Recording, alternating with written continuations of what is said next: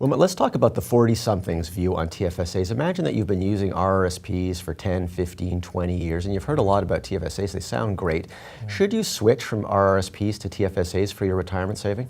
Not necessarily true. It's certainly something to consider. But if you're 40-something and you're earning a really good income, there's value in that RRSP tax deduction that you get each year. So what you can do is, particularly if you expect that your tax bracket will be lower in retirement, then take your tax deduction from the RRSP today, and when you withdraw that money in the future, you'll be subject to a lower rate of tax. The RRSP looks to be the better option in that case. I think a lot of people like the TFSA because you put the money in, and of course you're using after-tax dollars, but once the money's in, you can invest it in anything, any scenario, and you take the money out at any time and it's completely tax-free. Is that flexibility worth something when you're retired and you're trying to come to grips with your mandatory RIF withdrawals and all kinds of taxation issues? Here's money that's tax-free. Right. Yeah, for sure. I mean, tax-free savings is great in retirement. Another thing you have to think about is there's certain benefits that older people receive in retirement, income-sensitive benefits such as OAS. When you pull money out of the TFSA, that's not going to impact your income-sensitive benefits. No clawback in your So you're OAS. referring to the OAS there, and seniors are very sensitive about OAS clawback. So money pulled out of a TFSA will not affect your eligibility for OAS. That's an important point. It is an important point because with respect to OAS, once your net income approaches roughly $66,000, $67,000,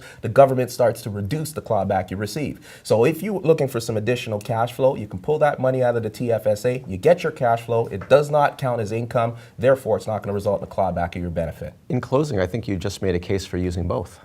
Exactly. I think the key message is we need to save. Whether you're 20-something, 40-something, or you're into retirement, saving is a good thing. And once you figure out how much to save, then you can look at both the RRSP and the TFSA to maximize your financial security. Great. Thanks, Wilmot. Thanks, Rob.